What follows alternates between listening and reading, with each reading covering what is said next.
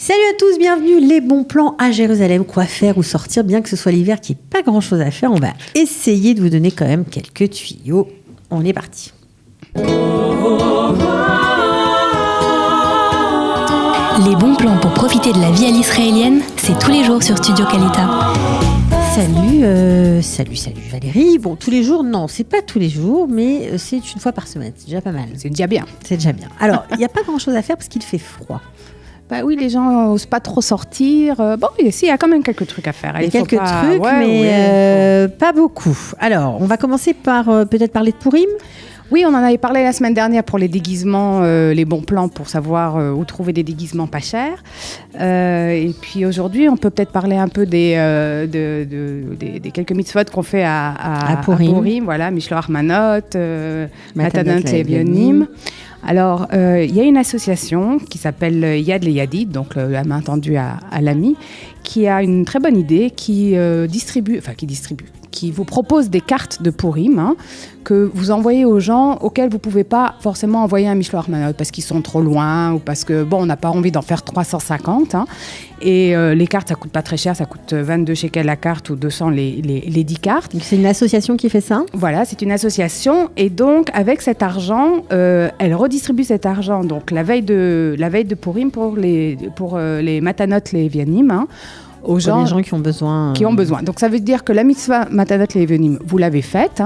Et puis si vous ne pouvez pas envoyer alors c'est pas Mishloach Manot, il faut le faire. Ça vaut pas comme un Mishloach Manot, mais disons qu'on se rappelle au bon souvenir de ceux qu'on aime. Oui, c'est sympa parce qu'on peut l'envoyer en France, on peut l'envoyer dans d'autres villes où on n'a pas forcément Alors ça coûte combien une carte de Purim ? Alors une carte ça coûte 22, 200 c'est pour les 10, 360 c'est pour les 20. Et on les achète où ? Et alors le plus simple c'est de me contacter. Voilà, c'est de me contacter. On peut donner ton numéro de téléphone 054 21 97 497 054 21 97 497. Si on veut acheter des cartes de Purim, on passe par toi. Voilà, exactement. Moi, je fais partie de cette association et je suis une des distributrices, mais il y en a un peu partout. Voilà, donc, ok. En tout cas, si vous êtes à Jérusalem, c'est sympa. Ok. Alors, on espère que vous allez être nombreux à répondre. Voilà, on voit en plus à l'écran peut-être les coordonnées qui s'affiche. En tout cas, on a bien aimé cette un petit coup de pouce pour une association. Exactement. Et puis, Alors, on continue ? Allez, hop. On continue. La musique nous suit peut-être. Oui, bon, c'est pas grave. De toute façon, avec nous, c'est toujours... Cette émission, c'est balaga, mais c'est pas grave. Alors, journée de la francophonie le 20 mars. Alors, le 20 mars, et depuis, je crois, 98, la journée de la francophonie, il y a à peu près 70 pays dans le monde qui font partie de cette association de la francophonie. Israël n'en fait pas partie, toujours pas à cause du boycott des pays arabes, on peut dire, la pression que les pays arabes mettent pour que Israël ne fasse pas partie de la francophonie, malgré les 500 000 francophones qui y vivent. D'après une enquête, il y aurait donc à peu près 1 demi-million de francophones qui habitent en Israël. On sait que la culture francophone se développe. On en parle régulièrement ici au niveau du théâtre, au niveau des livres, au niveau de plein de choses. Alors, il va y avoir quoi ? Des actions, des festivals ? Qu'est-ce qu'on va voir ? Alors, cette année, il y a du 1er au 9 mars un festival du film de la francophonie qui a lieu à la Cinémathèque de Jérusalem, de Tel Aviv et de Holon. Alors, c'est pas que des films français. Alors, c'est ça, festival de la francophonie, oui, mais les films ne seront pas forcément en français. Voilà, le principe est le suivant, c'est qu'on a demandé à certains pays qui font partie de la francophonie, Roumanie, Canada, Chypre, Grèce, la France, la Côte d'Ivoire, Belgique. Qu'en Roumanie, à Chypre et en Grèce, on ne parle pas le français. Non, donc Bulgarie et Irlande, de proposer un film qui soit un peu typique de leur culture, enfin qui représente le cinéma du pays. Et donc tous ces films qui vont passer dans la cinémathèque sont sous-titrés forcément en anglais et en hébreu. Les films qui sont au départ français, comme le film de la France, le Canada, etc., seront en français, la Belgique. En français, d'accord. Voilà. Et les autres, ils sont en version originale et sous-titrés hébreu-anglais. Bon, mais il y a des films intéressants. Par exemple, la Belgique propose un film qui s'appelle Nos batailles avec Romain Duris, qui a l'air assez sympa. On peut aller le voir, ça peut être une occasion. Bon, c'est un peu bizarre leur organisation, parce que le 20 mars, c'est la journée de la francophonie, et les festivals au sein de la Cinémathèque, c'est entre le 1er et le 9 mars. Voilà. C'est un peu drôle. Et il y a eu des activités bien avant. Ouais. Bon, voilà. Bon, en tout cas, on l'a dit, c'est signalé. Et si on sortait maintenant ? On peut aller où ? On peut aller aussi au théâtre. Ben voilà. Alors, justement, on parlait de la francophonie et du théâtre en français qui se développe bien en Israël et aussi à Jérusalem. Donc, le mercredi 13 mars, à Beth Shmuel, à 20h30, il y aura une pièce de théâtre qui s'appelle « L'être ou pas ». On a eu le plaisir de les recevoir. C'est deux comédiens vraiment extra, voilà. Et ça fait Jean-Pierre Benaïm et Gabriel Villa. Et ça fait vraiment partie de l'actualité puisque c'est l'histoire de deux voisins qui se parlent jamais, qui se rencontrent tout d'un coup et l'un demande à l'autre « mais est-ce que vous êtes juif ?» Et de là, évidemment, le questionnement de... On passe par tous les stéréotypes. Voilà. Enfin, ça a l'air très rigolo. Il y a quand même... voilà. C'est bien écrit, évidemment. Et c'est une pièce à voir. Vous n'allez pas être déçus. Ce n'est pas la création originale, mais ça vaut quand même le détour. Alors, maintenant... Quelques infos pratiques. Je sais que tu aimes bien les infos pratiques, Valérie, c'est important. On en est où au niveau du train ? Alors, le train Jérusalem Aéroport, il marche bien. Moi, je le prends régulièrement. Oui, je l'ai déjà pris. Et alors... Comment on fait d'ailleurs quand on veut aller à Tel Aviv, tout simplement, puisque le tronçon s'arrête à l'aéroport, on fait quoi après ?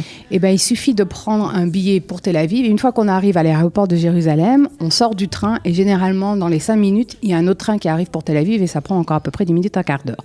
Donc, c'est relativement bien fait. On arrive relativement directement jusqu'à Tel Aviv. Le problème étant que le train, jusqu'à présent, circulait de 6h30 à 19h30. Et depuis le 1er mars, il va circuler jusqu'à 22h30. Donc petit à petit, ils sont en train de mettre en place, puisqu'il est censé circuler normalement 24 heures sur 24, etc. etc.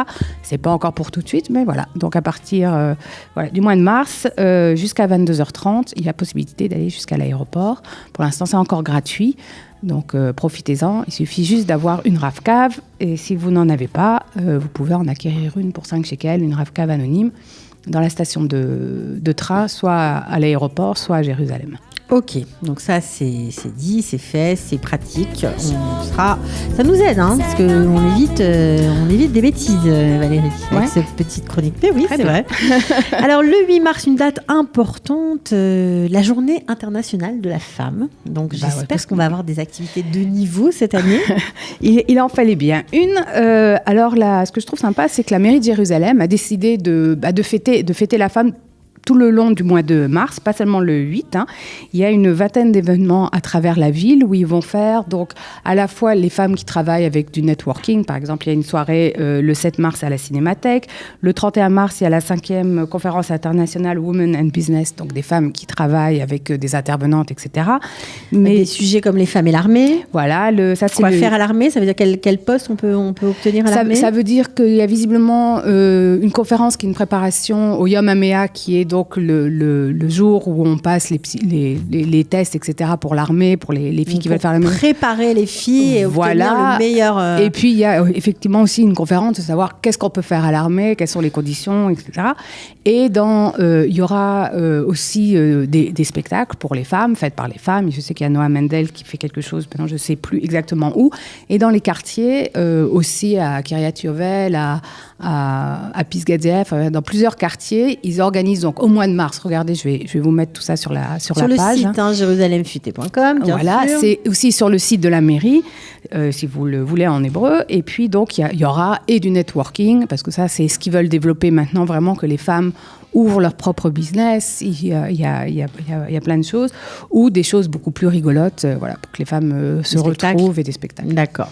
Bon, bien sûr, 5e conférence internationale le 31 mars au YMCA. Oui. C'est sympa, ça. Ça vaut le coup si on est une femme qui a envie de se lancer ou qui est déjà dans le business. Le networking, c'est très à la mode. On va pas s'en plaindre, ma chère Valérie. Alors, on va finir l'émission en beauté. Oui, parce que Purim approche à grands pas. Alors, si vous suivez les programmes de Studio Qualita, ne ratez pas l'émission que nous préparons. Nous allons parler des clowns, mais pas n'importe quel clown, Valérie. Non, les clowns de Tsaala. Alors, Tsaala, c'est... On va avoir une photo d'ailleurs pour vous montrer. C'est Saba à Chiyur, le Kol Anashim. Ça veut dire l'armée du rire pour tout le monde. Et ça veut dire aussi elle se réjouit. Et ce sont donc des gens, un peu tout le monde. Alors, ça a été créé sur l'initiative d'un jeune homme homme extraordinaire qui s'appelle Alexandre Heiss, qui est directeur de maison d'autistes pour les autistes adultes, du côté de Beth Shemesh. Et qui trouvait que l'ambiance était un peu morose. Et dans la ville. Oui, il y a même depuis quelques temps. Et donc, qui a décidé de mettre un nez rouge et de partir avec des copains ou des gens qui viennent, des volontaires qui viennent comme ça spontanément, dans les rues, un peu partout dans le pays pour faire le clown. Et là, cette fois-ci, ça va être à Jérusalem le 8 mars à 11h. Alors, ça se trouve où on les rencontre? Alors, à Mahane Yehuda, au croisement de l'allée ouverte, donc qui est l'allée centrale de Mahane Yehuda, du côté de Yafo, c'est-à-dire du côté de là où il y a le tram. Bon, et puisque c'est Purim, c'est la fête, si vous avez envie de vous sustenter un petit bon plan de mon cru, Babette, tout le monde connaît. Si vous êtes nouveau, en tout cas si vous êtes ancien, en tout cas là depuis longtemps, vous connaissez. Si vous ne connaissez pas parce que vous venez d'arriver, sachez qu'on peut manger des gaufres, des vrais gaufres avec des sauces à tous les parfums, juste en bas de la rue Yoel Salomon, en plein cœur de la ville. Ça s'appelle Babette, c'est une toute petite échoppe. Allez-y, c'est pas très cher, vous allez vous régaler. Bon appétit. Bon appétit, salut. Bye. Au revoir. À la semaine prochaine. Jérusalem futée, la ville où il y a toujours un truc à faire.